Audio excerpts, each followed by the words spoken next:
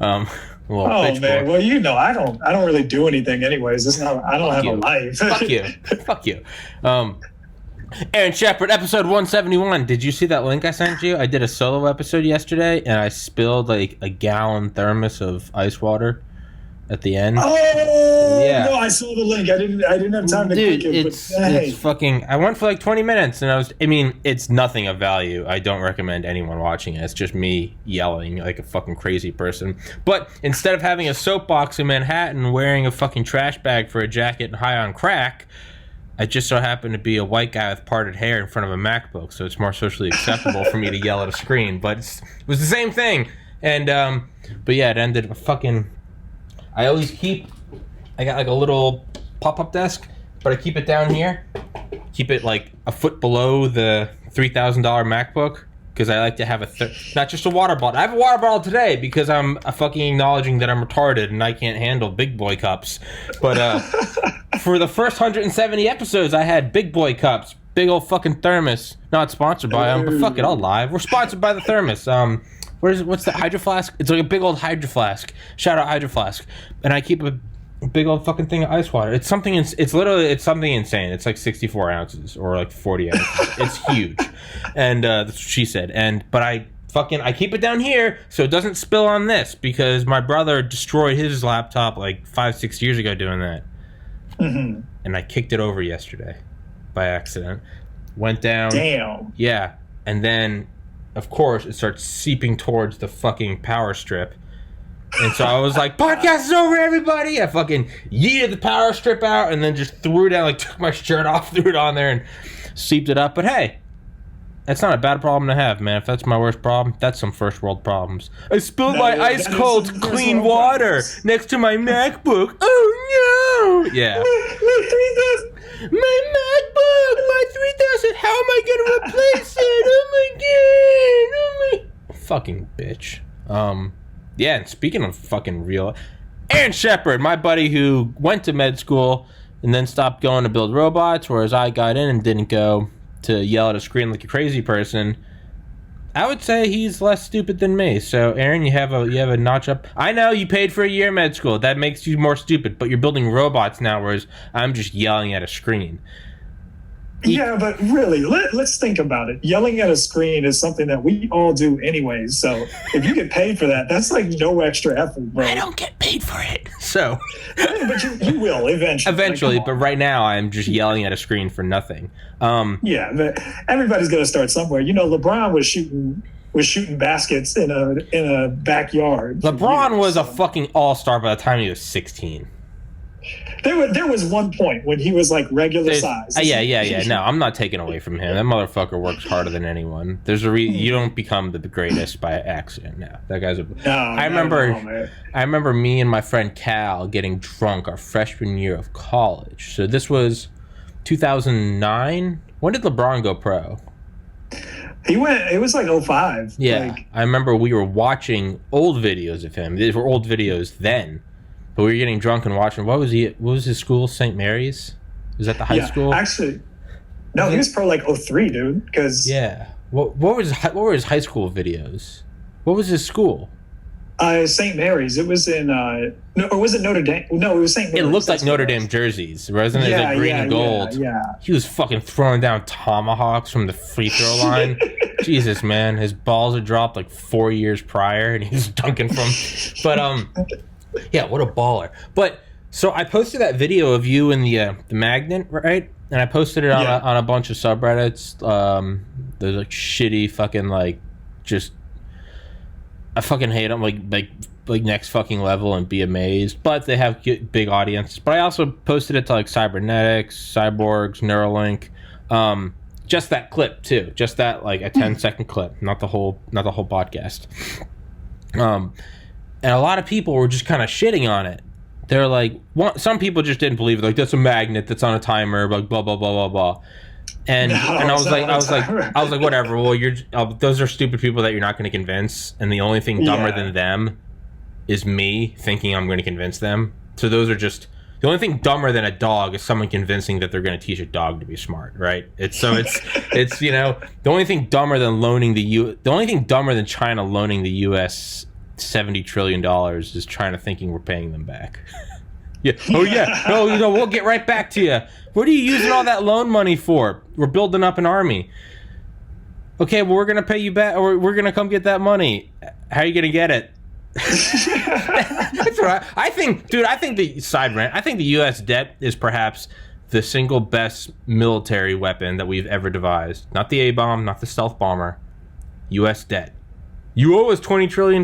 We use but we have a $20 trillion army.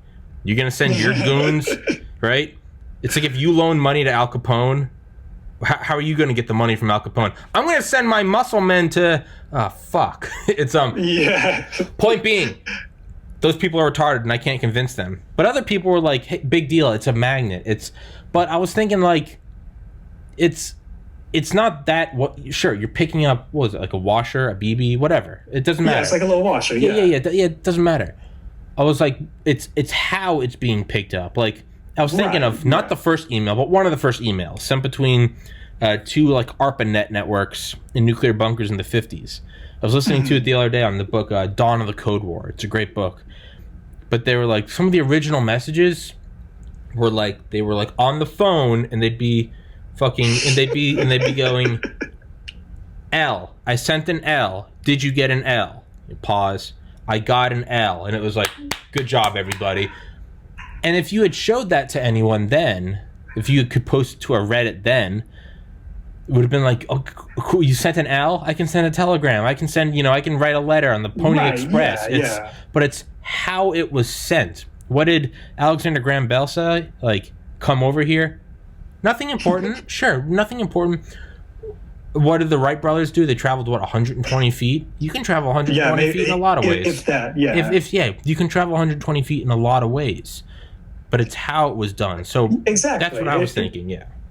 Yeah, it's like, it's the equivalent of when you're learning how to code, like the first thing you always type is hello world. And no, that is not the most significant program you will ever write in your life, but that's the thing. It's the start. Yeah. And like you said, it's the method and the process. And there are always going to be skeptics, especially on Reddit. Like, I'm sorry, Reddit's a whole bunch of angry ass dudes. Bunch of fucking retards, dude. Just don't need to be politically correct. They're retarded.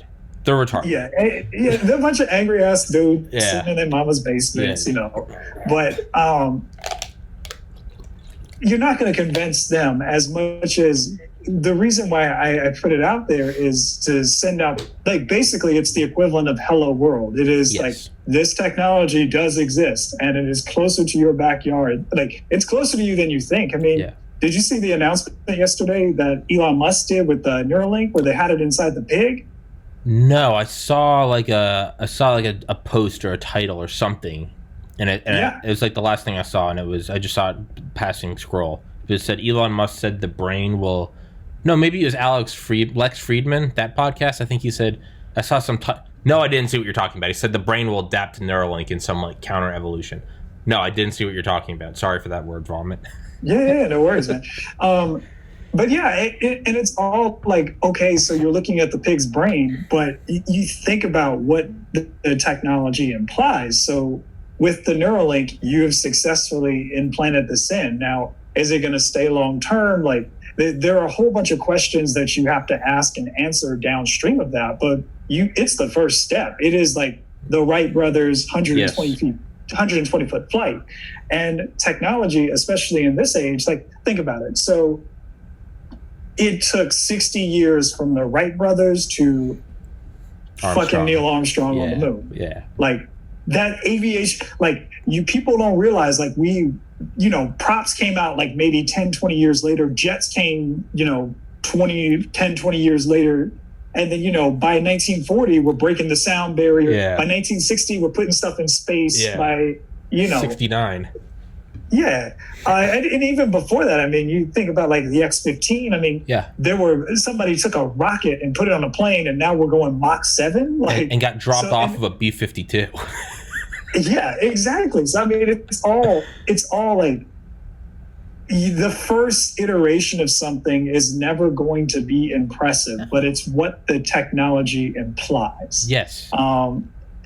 Einstein, when he figured out E equals MC squared, you're like, oh, okay, cool, whatever. But then that implied that's what the A bomb is built off of, and you're like, oh fuck, that means something. Oh yeah, oh fuck, so, it's yeah. So same thing, like, and again, like the video that I posted with the telekinetic thing. It's first of all, it's not on a timer. Like that's why I showed the headset. My problem was I said it was telepathic, and so I got a bunch of fucking basement galaxy brain dwellers going, "It's not telepathic, it's telekinetic, you fucking piece of shit." Like, oh, it's like, oh god, we get the fucking point. Sorry, all right, Jesus. But so when I showed the telepathic levitation, like, no, it is not impressive. It is a washer, but it's what the technology implies. Yes. Like now who's to say I don't have a strong enough magnet and I can't link it and pick something up from across the room, or throw a car. Yeah, like.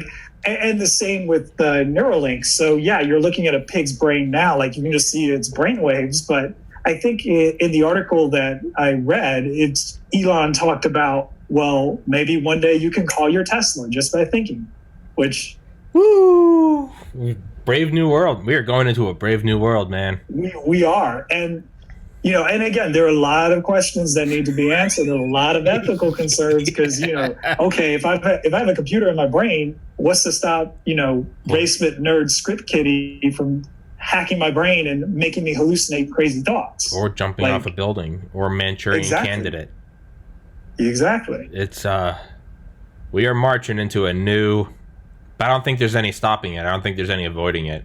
It's the only way to control it. The only way to ensure that it's not pure dystopia is to lead it.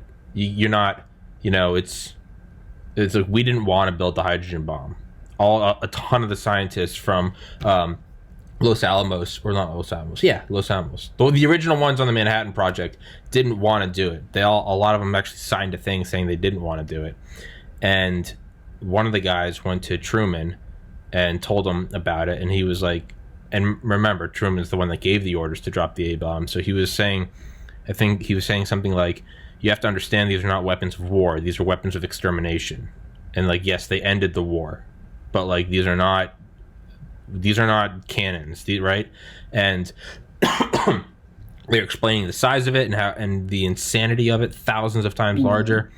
And, but finally Truman asked, can the Soviets do it? And they said, yes, in a matter of time, they will do it. He said, well, we have to do it, because us not doing it will not keep them from doing it. And so you have to, it's not a perfect world, but you kind of have to have, someone's going to have it.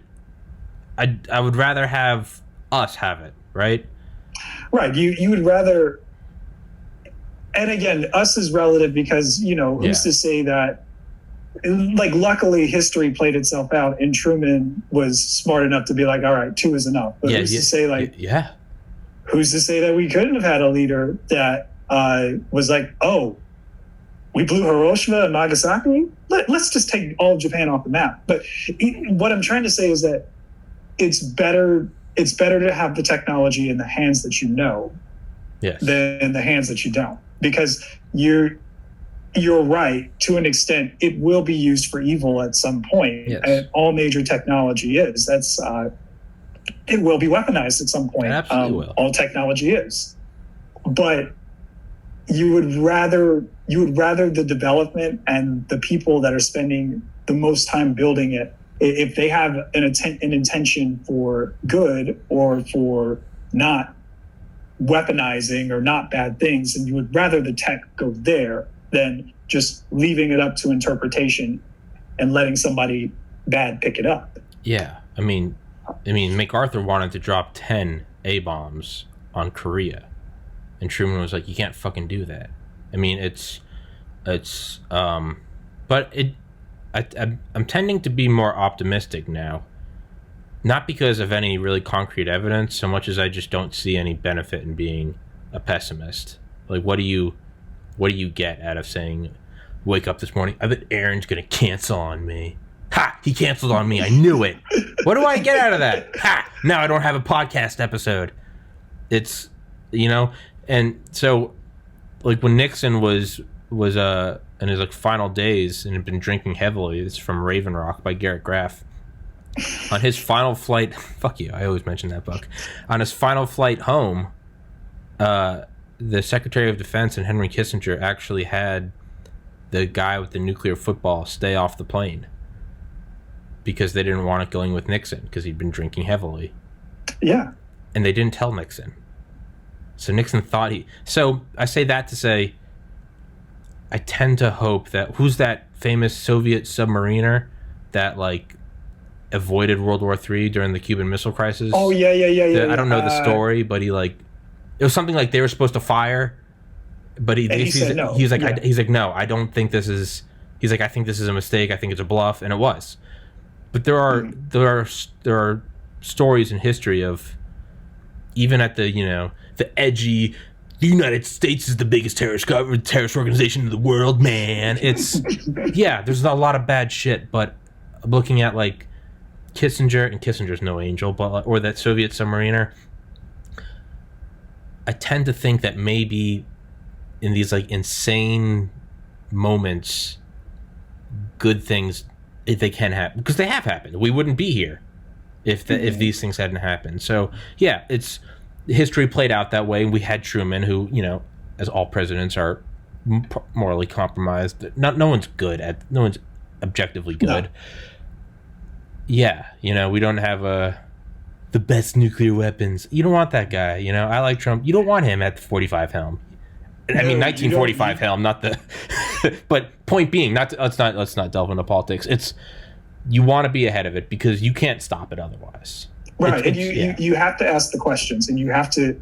And it was so funny because I was actually talking to one of my professors who did a lot of electronic warfare, and he was like, "Yeah, man, you as an engineer, especially if you're working on these things, you have to ask the questions of, well, what are all the possible bad things that can happen?" Because he was telling me, what happens if you have all these GPS satellites up in space, but then somebody hacks them and takes down your GPS network? What do you do? Okay, we're kind of in turmoil because now we can't drive to the store or whatever. But for the military or for, say you're carrying out a very specific operation and you need to know where they are exactly on the planet, like, that's all down. Yeah. Somebody could, you have to think about this technology and the way that it can be weaponized. And with that, it's so funny because as I become more familiar with engineering and I get deeper and deeper into the subject, I also start becoming more of a history buff because I see examples time and time again of A, how engineering changed history, but then B, how you really had to sit and ask, okay, this technology is amazing, but that it can do a lot of good, but it also, where's the evil that it can bring? Because again, E = MC squared. Yeah, that's awesome. And there's a lot of good that came from that, but essentially that equation gave us the A-bomb, which... Yeah, no matter how you slice it, that was 300,000 people dead over 3 days. Yeah, it's... Ended the war? Sure. 300,000 people dead, though. That's not even that, fact. But just think about the way that the world changed. Like, we dropped 2 of them, and it's, 80 years later, and things are still affected by that because nobody wants to see that explosion again. Is that a good thing, though? That's one argument. Is in a sense, those 2 bombs were very good because it hasn't happened since. Right. And so when you think about the Neuralink and the brain stuff, the concept of come here car sounds really cool, but then I don't know, the engineer in me is like, okay, well, and I was reading about it. Apparently it has like a 10-meter transmission range or something, or 10 to 30 meters or something like that. I can't remember off the top of my head. So now you have a device in a living organism's brain that can transmit out over Bluetooth Low Energy. Well, anything that can transmit can be accessed. So again, first of all, who's to say, if if we're all in a group and we all have these neural links inside our heads, and what's to stop you from saying, I'm really going to screw with these people today and just transmit Holocaust images, and that's all you're going to see and hear. Yeah. I mean, think about like Bluetooth, like memeing.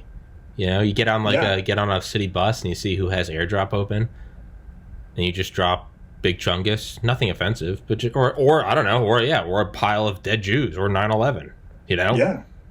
What if it's not an image? What if it's a VR recreation? All of a sudden, you're standing there in Auschwitz, or or you're a rape victim, right?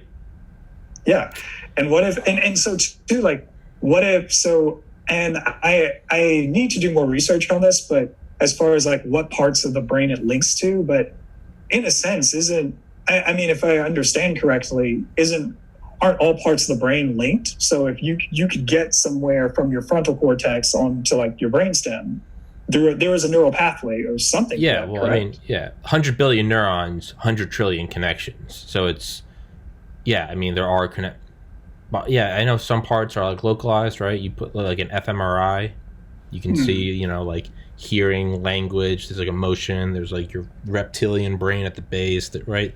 Breathing, body clock. But then there are like, that's one of the things with mushrooms, actually, psilocybin. When they put people on psilocybin and use an fMRI, they get global connectivity. But I don't know enough about it, so I'm not going to talk on that subject. I don't know enough about brain connections. and I'm just speculating, but I'm like, okay, well, what happens if, this Neuralink is on my frontal cortex, but what happens if somebody DDS's the part of my brain that controls where I breathe? It's, I don't think I'd get one. I know I jokingly was like, I'll get it all. You look at like the NSA, you look at KGB hacking the election, you look at Chinese hacking of our industry. You look at any hacking, right? You look at the fappening, all those like celebrity nudes being leaked. Or you just look at the very existence of the dark web and child pornography and human trafficking. I don't want to be in that more than I am. I'm already in that with a phone, with an Alexa, with an Xbox, with multiple devices with cameras and microphones.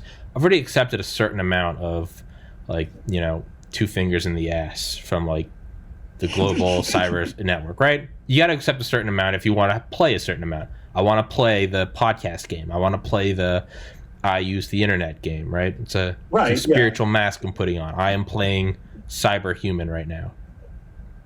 I don't think I'm going to play the whole game. Is this the first instances of us becoming the new old generation? I don't trust it.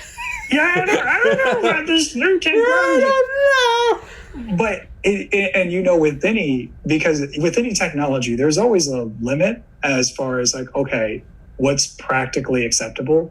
You think about like back in the 80s when electronics was I won't say electronics was really booming in the 80s, but I do remember seeing things like a VCR microwave, and they were pretty much created because you could. But then, that's awesome. Yeah, and or like a TV microwave or something like that. Like, look it up. It did exist. Yeah, actually, that does ring a bell. All right. And you did it because you could, but what people found is that the technology just isn't practical. Like, just because you can doesn't mean you should. Like, do I really need to watch TV while I'm microwaving something and 30 feet away from my other TV? Yeah. So maybe the Neuralink is something like a Google Glass where, the technology is there, but it's ahead of its time and it won't be publicly accepted. Like, because I don't know, and I work with BCIs. Like, I think they're awesome, but I don't necessarily want to implant one in my body. A, for the risk and the procedure, but then B, like, with the BCIs that I work with, there's a switch. I can shut that thing off. And I can stop transmitting data. Like, but that's on the outside, right? You're wearing that. Right. It's on the outside. Yeah. Now, granted, from a technical standpoint, there's always a trade-off in that an external BCI device will never be as good as an internal one because the signal that it's picking up is very weak and distorted.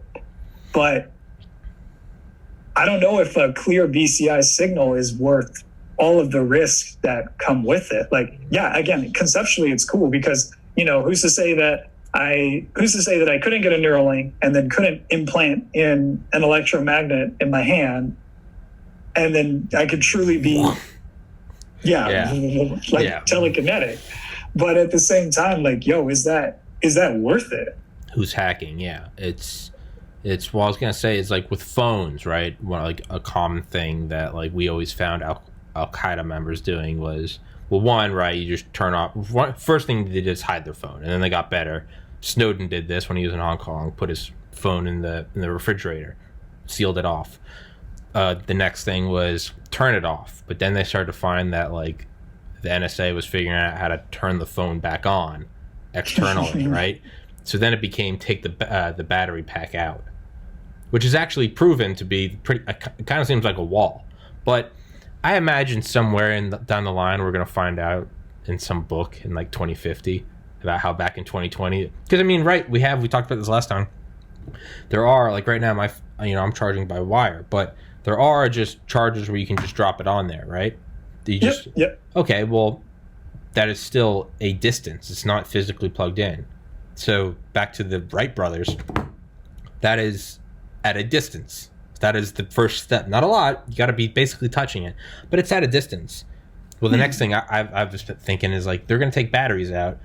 Somewhere in the NSA, they figured out how to beam a charge to it, right?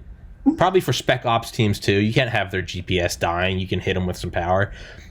Point being is, so if that's possible, even with like a BCI that you can flip on and off, the reason why I clarified that it's on the outside is you can physically take it off. Because you could turn it off all day. Phone's off, right? I can turn my phone on airplane mode. If someone really wants to listen, if a state actor really wants to listen, they're going to listen. You can physically put a penny or something over your, right? That's what I do. Because I've heard that with tape, they've actually found ways where they can still reconstruct the image behind it. Oh, yeah. So that's why I put a tape a penny over it. Fucking copper. But, Faraday cage. Woo! But, point being is, you can physically take off the BCI. Because someone could, if they really wanted to, flip it on and eventually probably even beam power. You could flip off your Neuralink implant. But what are you going to rip it out? You're going to rip it out and instantly have a stroke, right? Or lose half your body. I don't like that. I mean, that is really being married to it. Yeah. I don't. Are we just the next boomers? I just don't approve it. Well, I think we're not necessarily the next boomers. It's just we're getting to the point where we see the ramifications of what we create. Because, 15-year-old Aaron isn't thinking, oh, my data is all out there when I'm logging on to Facebook. I'm just like, oh, cool, I can talk to my friends. Cool. Fuck everybody. Like, yeah. Yeah, but then, as you get older and you watch the examples of, like, countless examples of your phone mining your data and, understanding, like, yeah, Facebook is free, but that's because Zuckerberg is you're the product selling. Yeah.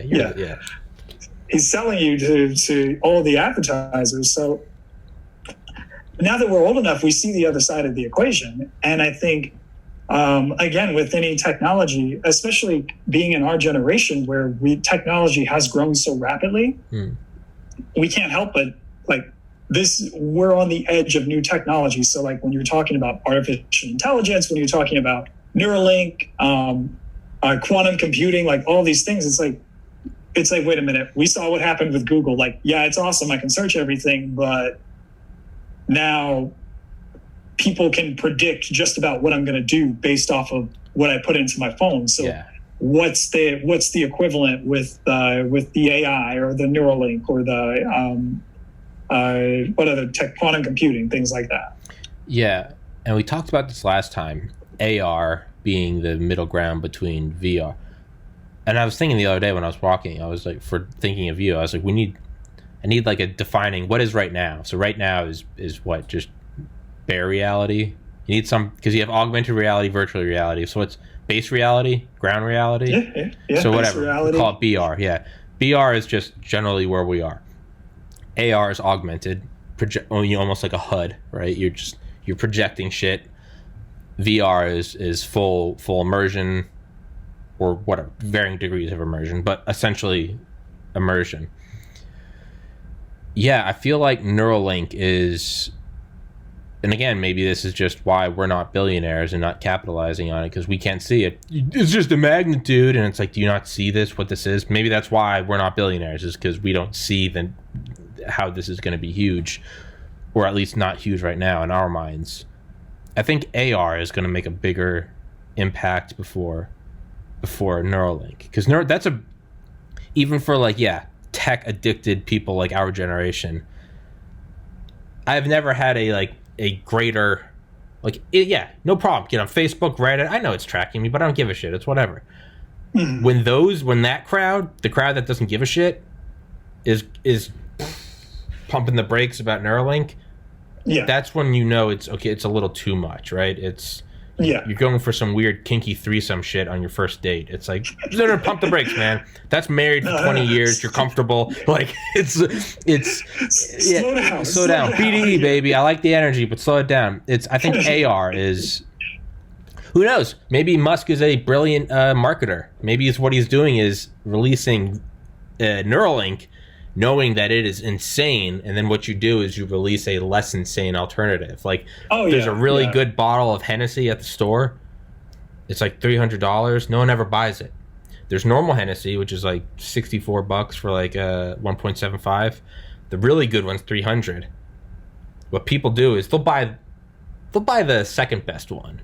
Yeah, which they normally wouldn't, which is like, no, it's like a $150. There's like a $150 bottle between the normal and the really good.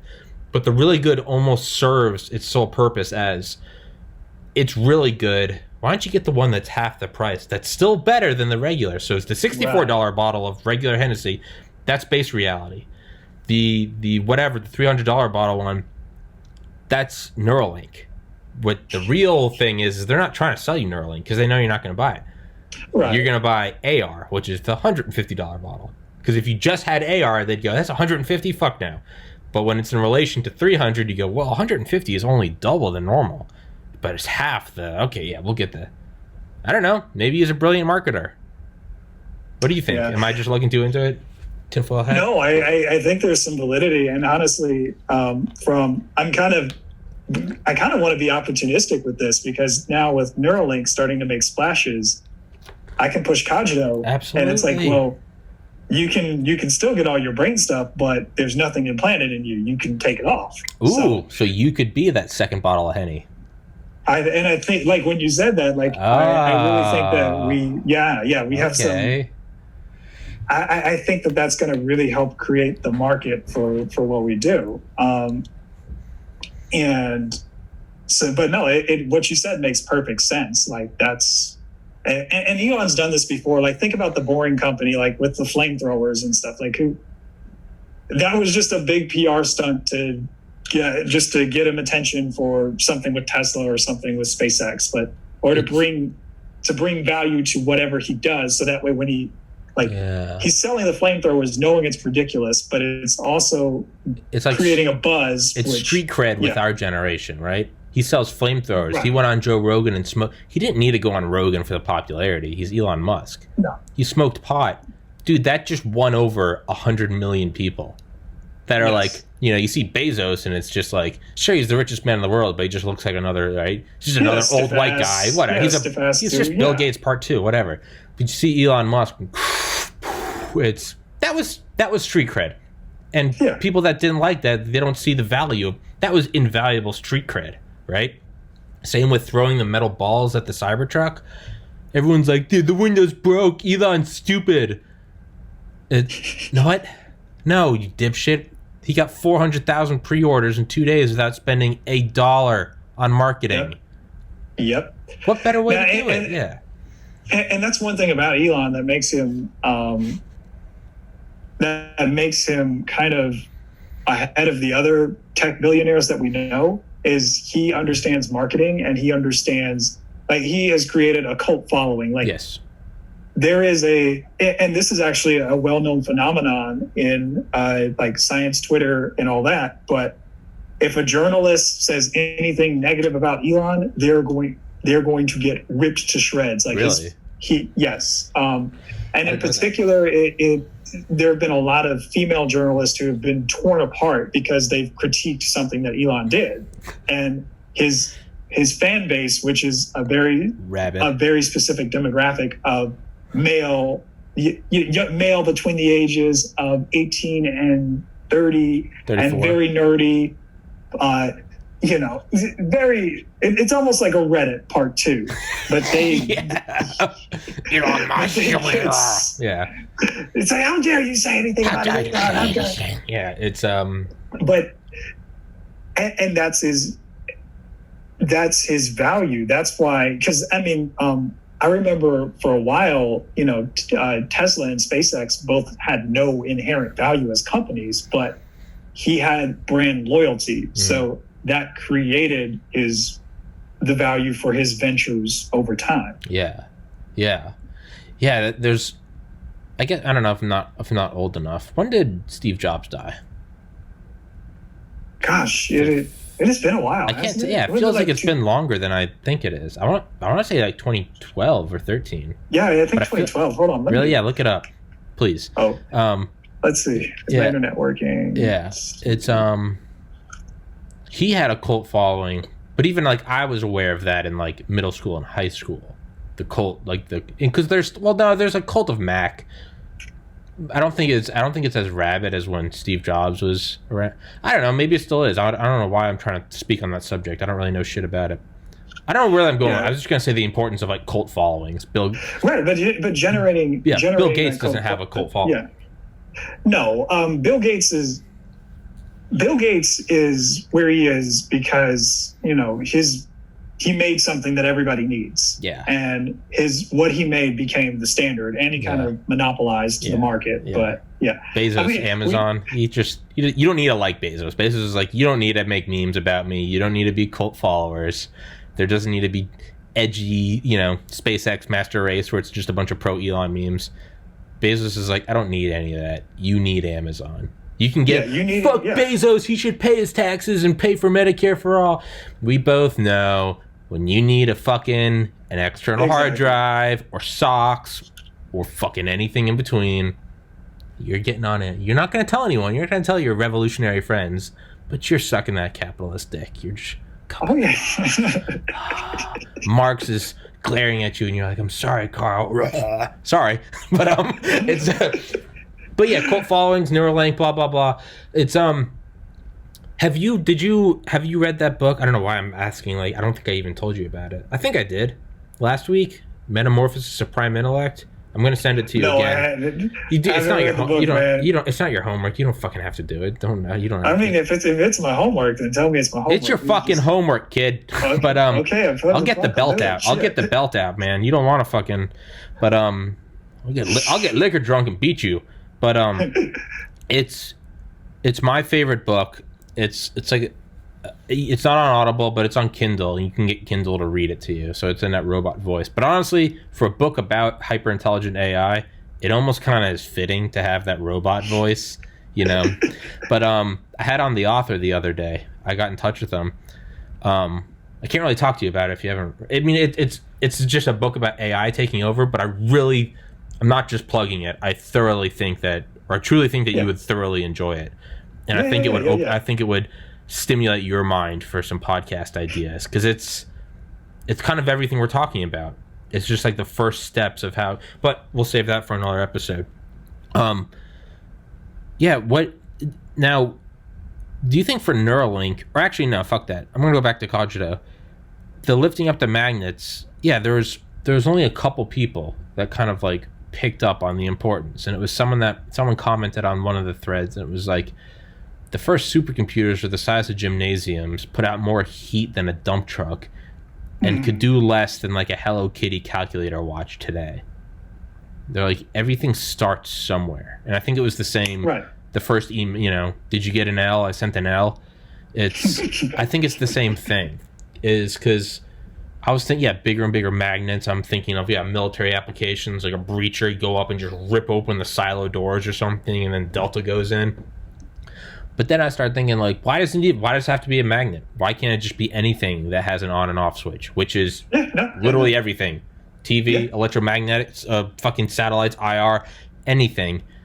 But then I had on, I don't know how to say his last name, Sebastian Gallegos, Gallegos, a couple episodes ago. It's the young man who lost his arm in the War on Terror, and he has a prosthetic limb. Yeah. You told me about it. And he was, how much work he has to put into it, which is just insane. Because he was like, when you see a hand, he's like, a prosthetic hand, it only weighs as much as a hand, and you still have your whole arm to lift that hand. It was like the equation, it changes kind of not linearly. Because now when you have a forearm and a hand, a prosthetic hand and a prosthetic forearm, well, now that weighs as much as a forearm and a hand. But now you only have your bicep lifting it. When you have a hand, forearm, and bicep, it now weighs as much as a hand, forearm, and bicep, and you only have your deltoid lifting it. Well, he has the deltoid too. So he has, it's all, dude's yoked. Trapezius muscles, like, it's part of his, like, pectoralis, his latissimus, and he's got a strap that he built himself. Wow. Yeah, he built himself and paid for himself. And has it over there, and he has videos of him weightlifting on Instagram. It's for anyone listening, Havoc Sebastian, HAVOC _Sebastian, and he has he'll have like an 80-pound dumbbell, and he'll put the same one on this side with like a band, and he's just working that so we can move the arm. But I was thinking, like, what are the applications with Cogito for that? Like, is there anything? Because I'm looking at someone like him that is in. When I talk to him and I text him, I send him some dank memes, but like he more often than not has to reply in just voice messages, just because even then he doesn't have the dexterity of the hand. So it's, yo, Sebastian, what's going on? And you just get like a 2-second voice message back, like, yo, dog, what's up? And it's even that I look at how much, like, even that is just, it's such an inhibiting thing. I'm like not thinking twice about texting you. What's up, bitch? We doing it? Like, send me the email, ho. Like, but imagine if I'm not even limited to that. It's so not to, like, put that burden on you. Like, all right, Aaron, how are you gonna fix this guy? Like, right? That's a real fucking weight on your shoulders. I love talking possibilities, and I love, especially with the technology. You can do a couple of different things. One thing that we've experimented with is, so the headsets that we currently have are relatively cheap, and so they tend to only pick up 2 types of brain patterns.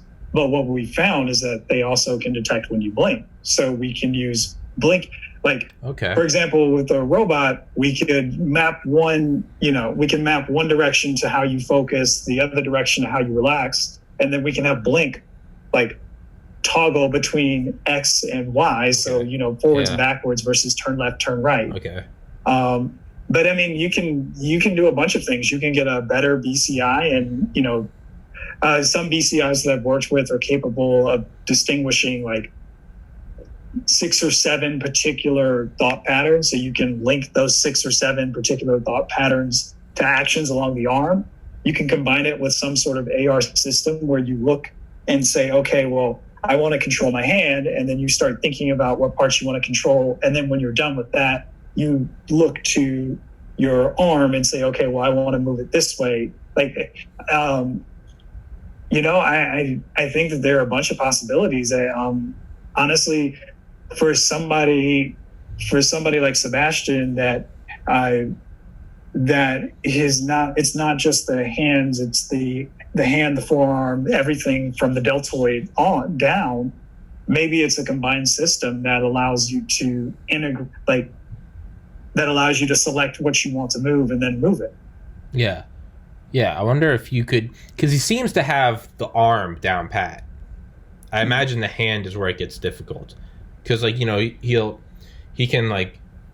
He'll always do videos on Instagram where it's like his left arm, and then he'll kind of turn to the right, and he can do like the like the with his arm. Right. It seems to be that he said like that is hard, but he said like generally like that he can do. I wonder if you could do something with it. It was just like you put all like the power of like whatever Kajiro could do would be like in the hand. Like don't he like because he seems like he has like the general X-Y axis. He said like Z axis can't really do, but I wonder if you could just do something so where the hand was super like dexterous. Right, where you link. Honestly, like you take the hand and you get a better BCI headset. You link like different things to the hand or like to each finger, and then maybe to rotating the hand. Yeah. And now you have a better remote control of the hand. Yeah. And because a lot of the applications that I've seen with the BCI and robotic hands is generally open close. Mm-hmm. So that's cool for, again, general things, but what if you want to do this? Or what if I want to give somebody the finger? Yeah.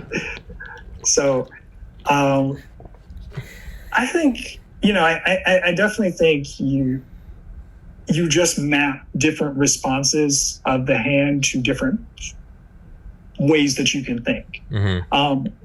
I know with the emotive Epic headsets that they're about maybe 300 to 500. You can sit there and literally train it to pick up 5 distinct thoughts. That's insane. And it's like it'll tell you like, okay, well, think one thing and think it repeatedly, and what it's going to look for is like a repeat in the signal that your brain puts out, and then it'll map that repeat to say like, this is custom thought 1. Yeah. Because I've experimented with those in the past, and they're really cool. So that's how I know about them. But what I'm thinking is like, okay, well, maybe he thinks sunshine to move the thumb, and I'm hungry to move the yeah. So maybe not. Yeah, it's kind of it's crazy thinking about. But yeah, I was thinking like, what if like why limit ourselves to like an arm? Like I think we talked about this. Where like robots don't need to look like humans. They can if that's the best spot, but it's like other worlds. If you're going on like a tunnel, I think it's like Michio Kaku had like a chapter on this in his book, The Future of Humanity.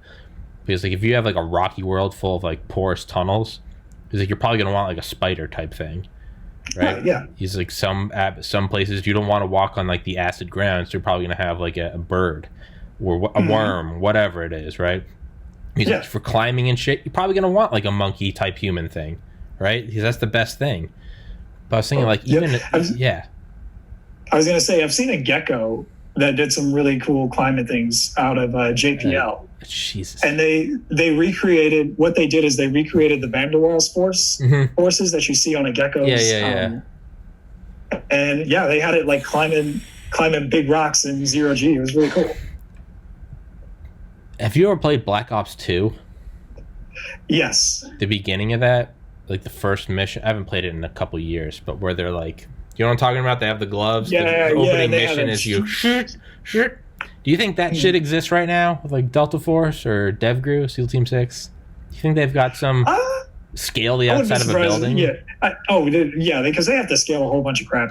Why waste time and you leave a signature if you have like a grappling hook, you leave waste behind. That's a lot of noise. Imagine if they could all just approach a building and they just start crawling over it like fucking ants. You just see these black chefs. I don't know, man. But what do you little off top, not really off topic, we can do whatever the fuck we want. Have you watched the new Black Ops trailer?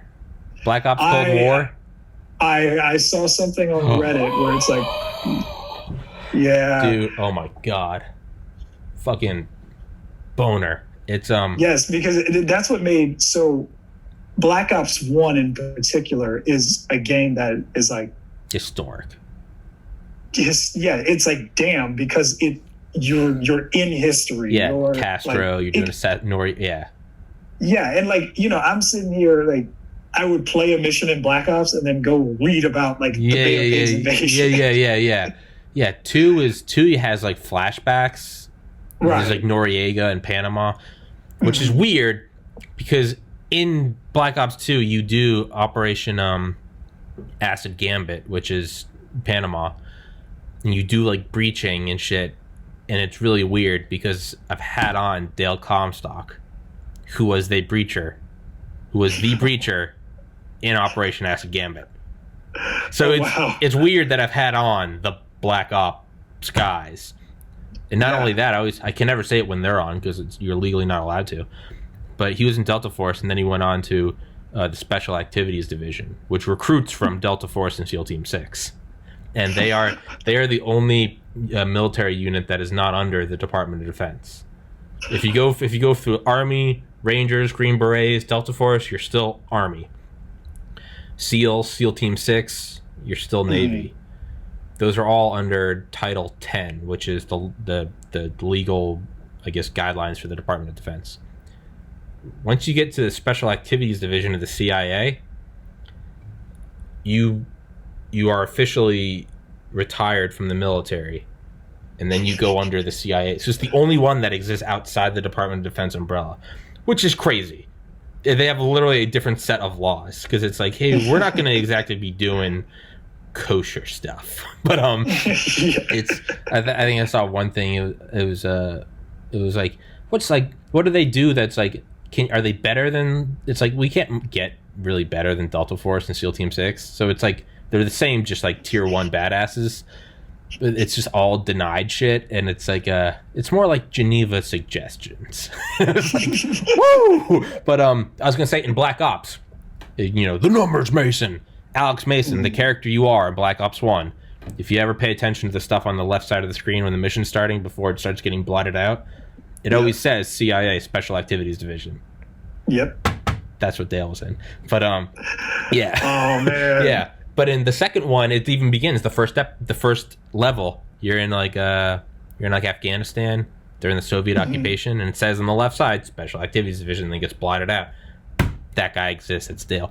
But with 2, I mean, I get where they were trying to go with it, but there's a lot of like futuristic shit. But I can never get as excited about futuristic because it's like, it's just. That's what made it like, and again, that's where the disconnect happened with 2 for me was because there was Panama, and then you were in Afghanistan. Then it was like 2025, and you're right. Yeah. But for one, it was just incredible because even though it's fictional. Yeah. It's happening. You go into the Pentagon when you get picked up by McNamara in the limo. Yeah. And it's so easy to connect with that story because those were real people. Like, no, it really didn't happen like that. But yeah, the CIA attempted to assassinate Castro in a whole bunch of different ways. Yeah. Mr. Mason, I heard you are best. You will need to be like. Fucking it's you're right. It gets so and like what is it, Nova 6? What's the chemical weapon they're and all the scientists they have, they're naming all these German scientists from Operation Paperclip. Like it's all shit's all accurate. That's another Can I grab my charger because I'm at like 1%? Yeah, Aaron Shepard going to get his charger. Fucking just ruining my day. Coming in here, just big dick energy. Aaron's going to get his charger. Hold on. Yeah, you go get your charger. Fucking bitch. Ruining my day. I love you, Aaron. This episode 171, available on BitChute, DTube, YouTube, Vio, Vimeo, Anchor, Spotify. There will be a link in the top comment. If you want to go and buy some of my original artwork, all dank meme shit, that you can get it on like phone cases and bags and underwear and socks and shit. All profits go to the podcast. The first purchase will be a better microphone. The next purchase after that will be a 4K webcam. Third purchase will be a computer. Fourth will be an apartment, so I can work on this thing full time. But if you want to support the podcast, go to that link. You can buy some shit, or you go to Patreon, drop some shekels, or don't. I don't give a shit. It's still free regardless. Aaron Shepard, back in action. Big dick energy. Gotta plug it in. You're good, man. It's too big to fit in the hole. Hey, but yeah. But yeah. So, anyways, like we're talking about Black Ops. Yeah. And again, those are so. When I saw Cold War, I got excited. You put it in the headphones. Can you not hear me? No, I can, but the headphones is better quality. Oh yeah, I can't try. Oh no, you got the new iPhone. Oh no, it's fine. Doesn't fucking matter. It does not matter. It's Samsung, bro. Yeah. Oh no, Google actually. Google, fucking whatever. So sorry, what were you saying before I just rudely cut you off? Yeah. Hold on, I think I have a DC jack. You're fine, man. Hold on. Big Dick Energy. His name is Aaron Shepard. No, fuck. I don't have a DC jack. Well, okay, yeah. It's marginally different. Doesn't matter. Okay. So what were you saying about Black Ops? So with Black Ops, like, because Black Ops 1 was rooted in history, that's what made it so special. So I think with Cold War, it's going to be the same thing where, like... Have you not watched the trailer yet? I've seen stills. God damn it, Aaron. I know. I'm a busy fucking dude. Like, it's like a 3-minute trailer. Nah, whatever. But yeah, dude, it's definitely hair raising, and it's yeah. Well, you can't really talk about it if you haven't seen it. So, god damn it. But whatever. Another episode, another time. Yeah, man. It's yeah, Black Ops, that was always something special about it. I remember watching the trailer for Black Ops when I was in college. And yeah, yep. I just remember it was like, history is written by the victors. And it's like, what's the real history? And I just remember that was like, I was like, what is this? What? Mason, the numbers. But yeah, that just seems so bad. The numbers, Mason, Steiner, Kravchenko, they all must die. Restov isn't real. We like, actually, I'm playing Black Ops now. Yeah. Like, really? And every time I replay it, I'm like, damn, that looks like it was bad. I might need to replay it now. Steiner, Kravchenko, they all must die. We were there the whole time. It shows the lady smoking the cigarette in the Pentagon. We were there the whole time. We were watching you. That always gave me chills when it was like the CIA has like infiltrated the Pentagon, and it was like, woo! It's that's so badass. Sorry, I have everyone listening. We're just circle jerking on Black Ops right now, but yeah, no, it's okay. It's okay. That's what makes this great, because it's an organic conversation. Like, we talk about real shit, then we talk about video games and wet ass pussy and big dick energy. BDE. Yeah. But yeah, man. Aaron, fill the gap. I gotta go piss. Fill the dead air, Aaron. Talk. I don't know what he wants me to say, but shit, I guess. So guys, if you are interested in devices that you can control with your brain, I highly suggest that you check out my company's website, www.cogitobrains.com. That is COGITO brains.com. We make amazing shit. Our main goal is to help you with ADHD and meditation. So we have different devices that respond to how well you focus or how well you relax. So Cogito, yeah, check that shit out, y'all. And with that being said, I'm gonna look up now.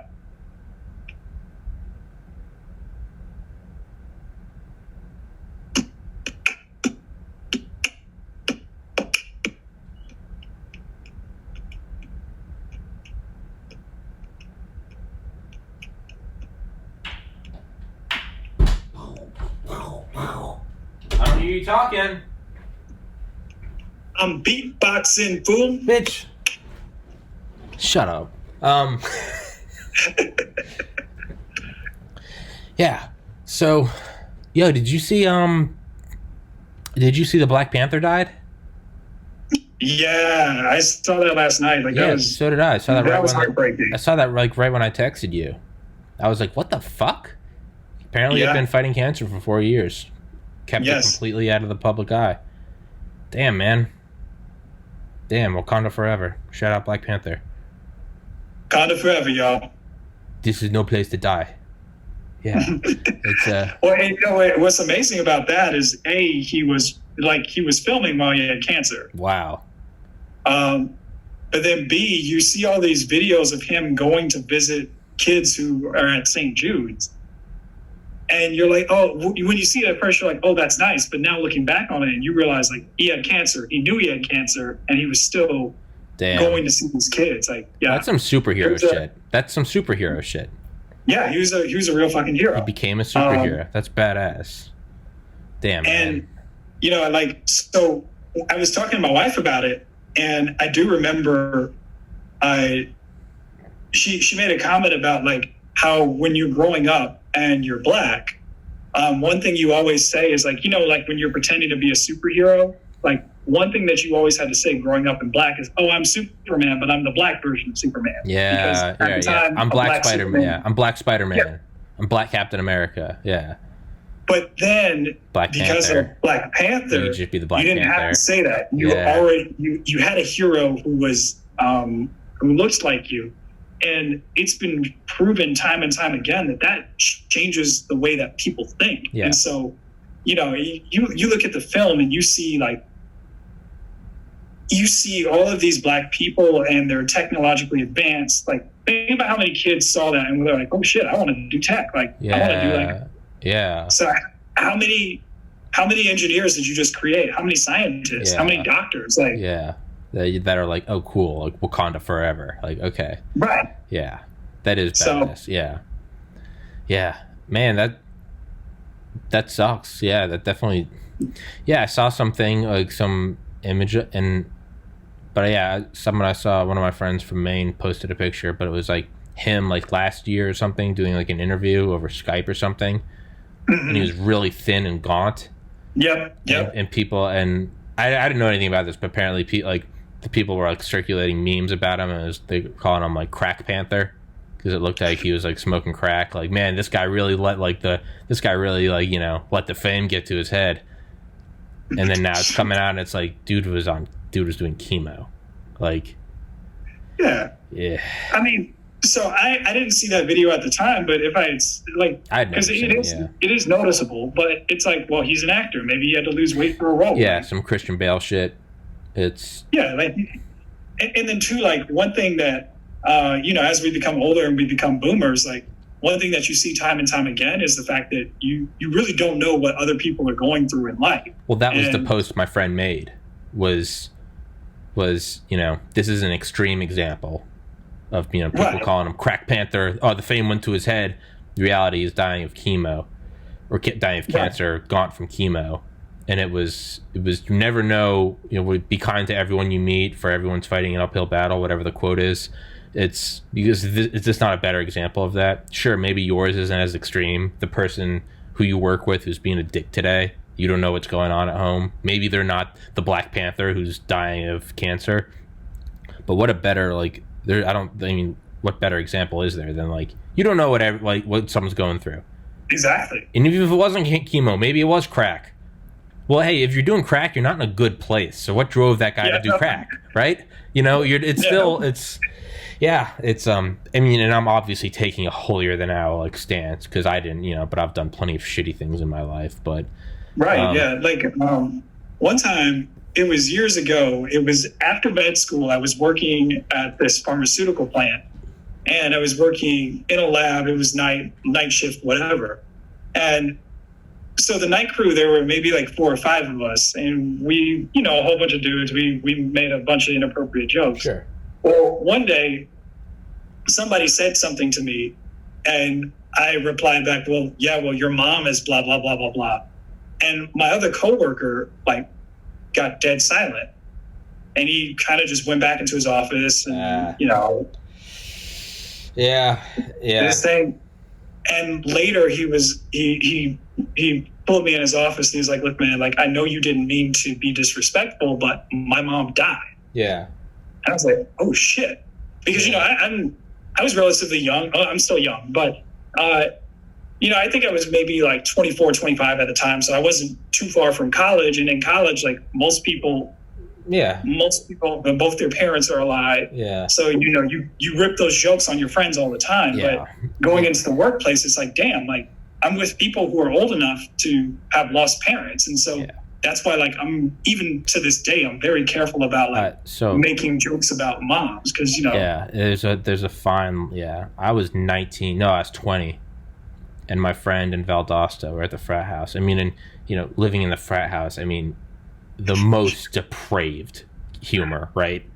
Yeah. And I mean, what's it? When you're banging random sorority girls, it's always getting some strange, right? You fucking strangers. I'm getting strange. I can happily say I never had sex while living in Valdosta. I fucking abstained from that fucking STD shithole. Shout out my dick health, grade A. But yeah, you wouldn't have BDE. Woo. No, that would not be BDE. That would be STD. But it's woo. But it's saying is strange. It's get some strange, and the other thing used to be like the warmth, the warmth. You feel when you're inside that pussy, the warmth. And granted, it's all said tongue in cheek. It's a bunch of frat guys being assholes. No different than any other guys working at a pharmaceutical industry at night. And if a girl wasn't hot, or someone's girlfriend wasn't hot, I'd be like, man, I was hitting that, man. I don't know, man. Felt cold, right? Felt cold, because it's just the opposite of warmth, right? Mm-hmm. Okay. Well, one night we're all fucking taking jabs at each other because why not? And I choose one guy, and I was like, yeah, man. Like, you said something about a girl I was like seeing at the time. Like, is she cold or something? And I was like, nothing. I was like, fuck, your mom's so cold, it feels like I'm fucking a dead girl. Yep, his mom died 6 months prior and hadn't told anyone, or had only told the closest friends. And I remember everyone got quiet, and I just remember the color draining from his face, and I instantly knew. And I won't say his name, but I was like, we'll call him Bob. I was like, Bob, and then he was just like, don't worry about it, man. He was like, he's like, you didn't. He's like, I know you, and I know if you knew, you would have never said that. And if I thought you did say it and knew, he's like, I would have already killed you. He was like, don't worry. And I was like, dog. And but even though it was cool, and I'm still friends with him to this day, I still, I'm not kidding you, dude. I wouldn't say, no, not, I think of my brother. I think of my brother every day. I think of my ex probably once a week still. I hate to admit that, but I still do. I still think of that probably I'd say more than once a month, but less than two, the average. Point being is I still remember that, and that was in 2009. There's certain things where it's you do got to be careful about what you say, but on the flip side, it's it also, you got to take into account, look at it from, and I don't mean to be some sociopath and not take responsibility. Look at it from Aaron's standpoint, look at it from my standpoint. None of it was said with hatred. It was said with you being one of the boys, right? Because what if you didn't come back with a comment? You would just be a pussy for not saying something, right? You don't got anything else, man? You're out of ammo, right? So you come back and, yeah, I mean, it's, guys at work, you still sometimes make, every day at work, it's just fuck you, you're worthless, you piece, we're just really getting each other's face. I'm like, you piece of shit, it's always dark shit, I'm gonna lock you in the freezer, just fucking die, or, dark shit, take the mask off, get some COVID, fucker, no one will miss you, right? It's just who can get darker at each other. And, I remember, last week, so my brother killed himself with a handgun, and last week someone was like, just put it to you, because I had, the thermometer. It's a digital thermometer, and you put it on each other's foreheads, and that's how you take temperatures to make sure we don't have COVID. And I remember, at one point, I put it to my head to take temperature like that. And he's just pull the trigger, faggot. He was like, no one will miss you. No one will miss you. And even in that just millisecond, I was just I'm just thinking about my brother. And you don't commit suicide if you're in a good place mentally. And despite the fact, literally you can't have his tattoo, have his initials on my shoulder. Ow. Jesus, I'm old. That just hurt. But yeah. Ow, that really fucking hurt. But I was just thinking, man, even though I miss him and think of him every day, in a suicidal state of mind, you're thinking no one will miss me. This is for the better. I'm a burden. And even just in that millisecond of do it, pull the trigger, no one will miss you. It's just but I knew he didn't know, and I can't hold it against him. Because Right. 2 seconds prior, I was just telling him I'm going to lock you in the freezer and kill you. No one will miss you, right? So that was just a rebuttal right away, right? There was no, Yeah. that was just a rebuttal. It was nothing else. So it's, I guess, I don't know, two sides of the coin. I look at it from like when I said that to my friend Bob in Valdosta, but then I look at my friend Bob here at the liquor store saying it to me. I see how much I regretted it, but I didn't know. He doesn't know. He doesn't know anything about it. And if he did, he wouldn't say it, right? It's... Right. Yeah, man. Maybe that's where Neuralink comes in. Instead of that whole fucking spiel, maybe you could just connect and instantly have that whole conversation in a millisecond. But just in, not even with words, just you feel it all. Boom. Like you just, you know, like, hey, there's a line that's being crossed. Yeah. And not even that, you can be like, and I know you didn't know you were crossing a line. Yeah, and I'm not mad at you. It's, you know, it's right. It's just you should know that you should know this. Yeah. And you know that kind of goes back to what we were talking about earlier. As far as we have to learn boundaries over time, and so you know, and kind of like how we're joking with our friends and we don't know what we're saying actually is linked to a real hurtful event. Same thing with the technology where it's like, yeah, we're joking around. It's like, oh, look at me. I'm, you know, calling my car with my brain. But then you don't know that, hey, like there's a serious boundary here that you're quickly approaching, and be careful as you approach it. So, and I think that, what do you mean? Reference, what do you mean? What do you mean? I'm not following. Like, so when we were talking about how we're becoming like boomers and we're saying, oh, I don't know about this technology and blah, blah, blah. It's because we've had enough life experiences where something seemed like innocent and playful, but then you realize like, no, there is a serious story behind it. That's what I was trying to link the two. I don't know if I did it well, but I made, back when I was making a bunch of like apparel, right? I made the Run DMC font. I was making a ton of those. I did one of like Reno 911. I did like the A10 Warthog. I did one that just said BRRRRT, Bert. And they're dope. You can buy that apparel to support the podcast. Link in the top comment. But one of the ones I made was just some like edgy. It said CIA 9/11. Just edgy. The CIA did it, right? And on the side for 9/11, it's obviously too big, tall. It looks like the towers. If you've ever watched the videos of the towers collapsing, it's as they collapse, obviously there's the pancake effect and it blows things out the side.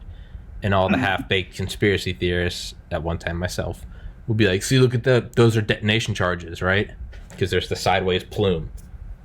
I was just making fucking edgy artwork at like 2 a.m, listening to fucking like remixes of Rick Astley with Avicii, right? Just CIA 9/11.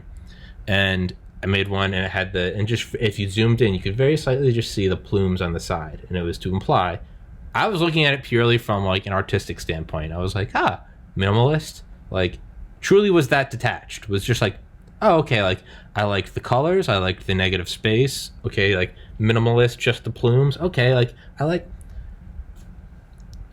I sent it to a friend of mine at the gym who's been on this podcast twice, Tony Tedeschi. And like he loves my artwork. He's like 55. He's always like, Tom, I fucking love your work. And I remember I sent him that one, and he never replied and never thought anything about it. And like as like the months like went on, this was like last year, 2019.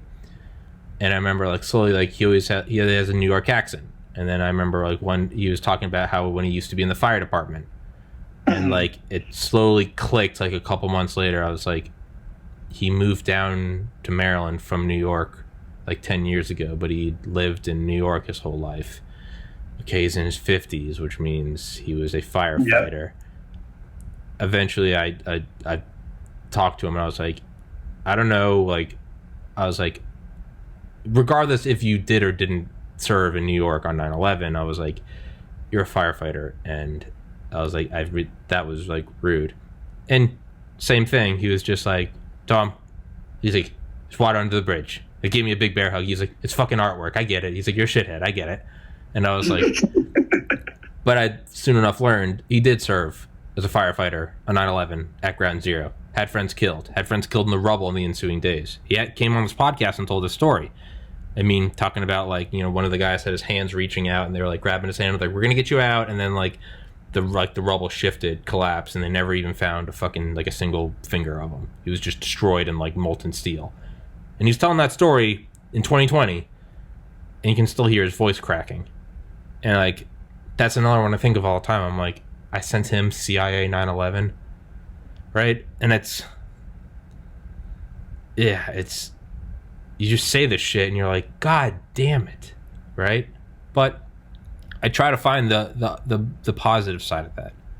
I'm like, every hurtful thing I've heard in my life, I think it's fair to say the vast majority of it was probably an offhand comment that they didn't mean, right?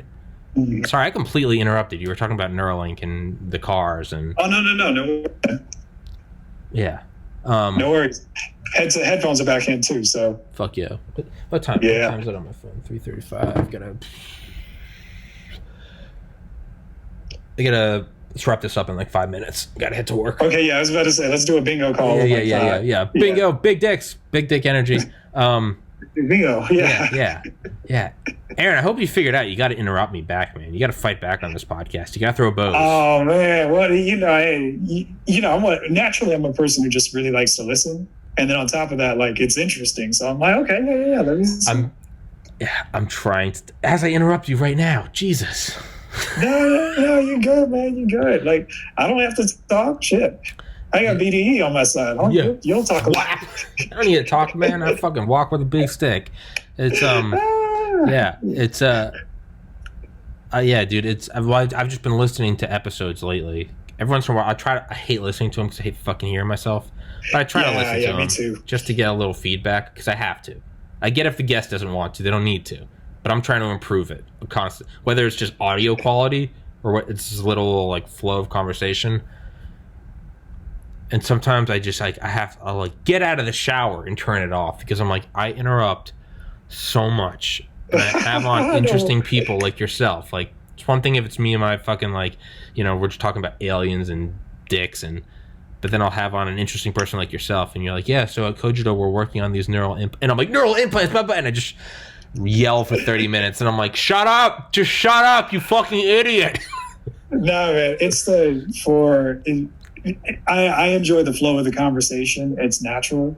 Like, and when interruptions, not when you're not arguing, are actually really good because it implies like excitement. Like, you're listening. It's like making your brain fire. Yeah. Now, when you are arguing, interruptions is like it's annoying as hell. Yeah. But I interrupt a lot when I argue because I'm like, no, I got to say what I want to say right now. You're gonna know how I feel. And that's. But like, for a natural conversation, like, no, it's awesome. And honestly, like, watching the way things flow, because it's like, yeah, you talk about the little, me in the garage lifting a washer, but then we go on this tangent about like, okay, Neuralink, and what happens if, how can we transmit thoughts to prevent, people from accidentally insulting or saying hurtful things to one another. That is true. That is an organic flow if there ever is one. Yeah.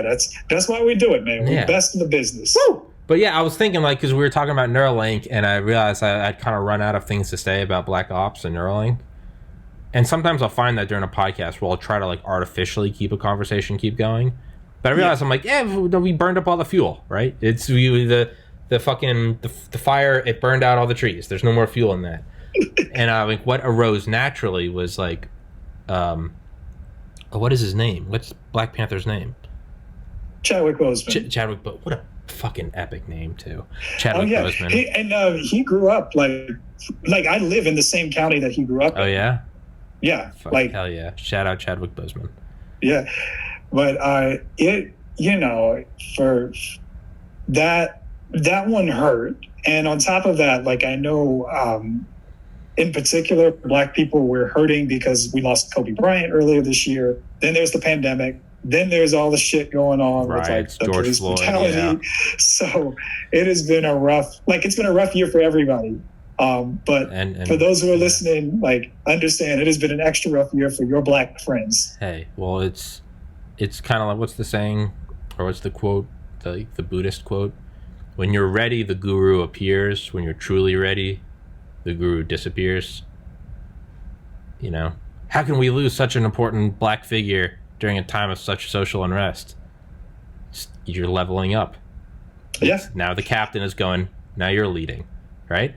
Yeah. So I try to look at it. I'm like, shit's getting weirder. Shit's getting weirder. I have a job. I'm doing online classes, and I'm doing a podcast, and there's riots, and there's a pandemic. There's two ways to go. Do you curl up into a ball, or do you get that big dick energy, and you're like, fuck it, now we're rolling, whatever. I'm replaying the game, but I'm playing it on veteran. You're like, fuck it. Exactly. Like, let's go. Less ammo count, no aim assist, fucking no health packs, no armor, no map and radar. But that's the way to go. There's two ways to go. You quit the game. I can only play it on easy or on scout or whatever. Oh, that's LDE right there. Yeah, no, that's low dick energy. Yeah. No, we want BDE. Yeah. Man. Or do you replay it on veteran? And you're like, okay. The first couple minutes are hard because you start playing, you get shot in the head. You're like, fuck. You know, yeah, right. You stay on fire longer. The grenades don't go as far. You're like, fuck. Yeah. But then what do? You just, you know, the video game me when I'm just playing relaxed versus. It's me relaxed versus me like game. It's, you sit in the front and you're like, all right, fucker, let's do this, right? Yeah. That's what life is right now. Yeah. That's what 2020 is right now. Yeah, I'm one of those people where, like, I get on the fucking floor and I'm like, Yeah. And I'm like, yeah. But I push everything aside. I get really close to the screen. I'm like, all right, fucker, how you want to do? But that's what this is. If I'm really hype, I'll, like, stand up and I'll be pacing as I play. Like, Come on. Get fucked, right? But yeah, that's what 2020 is. 2020 is we've been leaning back and playing for a while. Now it's getting hard. Are you gonna do this? That's what you can do. You can fucking curl into a ball and die, or you can fucking all right, you sit up. That's what 2020 is. You're sitting up with you're going from controller on your sternum to controller near your dick. All right. This is what it is. There's two ways to go. But that's what I was gonna say is Chadwick Boseman. Yeah, and I remember thinking I was like I'm just gonna bring up Chadwick Boseman, and I thought like, but what do I have to talk about that with? But on like this podcast, and you always illuminate it when you come on, is like the flow of things, and it always helps remind me to like let go and go with the flow of things. And I was just like in my mind. And this does happen. I do think nonstop while I'm talking. I was like, I have nothing else to say about Black Ops, but I want to keep talking about shit. I don't want to end the podcast yet. I want to talk about Chadwick Boseman. This all happens in like a millisecond. I'm like, I want to talk about Chadwick Boseman, but I don't have anything other to say than, wow, I can't believe he died.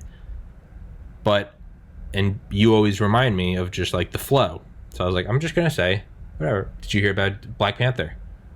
That just stemmed into like a beautiful 30 minutes of talking about like the benefits of Neuralink and of understanding where others are coming from and how we're all assholes. So thank you, Aaron, for always reminding me to just, it really is like trust, because there's no planning it. You just gotta, you just don't try to force it. We're talking about Black Ops. No, talk about it until there's nothing more to talk about, and then it just flows. Exactly. So thank you, Aaron. Yeah, thank you again for your patience that I had to kick this one back an hour today. Yeah, no worries, man. Yo, my work schedule is like set in stone. If you want to do another one next week or something, I know I'm stealing you on Saturdays, but I've been really enjoying these Saturday one, man. I'll text you. I'll text you. But yeah, dude, I would love to. Hit me over the time. All right. Yeah, you don't got to. I'm either going to tell you yes or no. Yeah, okay, I'll yeah. tell you yes. Thank you. Now, wait. I am going out of town next weekend. All right, no, that's fine. Yeah, it's fine. Yeah, I always, that's another thing. I always mean to not ask people while the podcast is recording. Can you do it next week? Because they're on the spot. Yeah, it's, yeah, man. My work schedule's set right now, so I like doing these Saturday ones before work. Aaron Shepard, Coach No Brains, Big Dick Energy 2020. Stay safe. Rest in peace, Black Panther, Chadwick Boseman.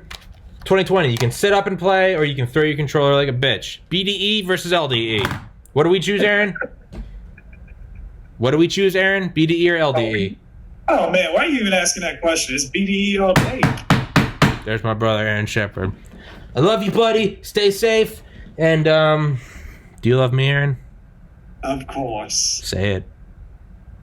Say it. My wife is in the other room, though. Say it. I love you. You too. Yeah! All right, my man.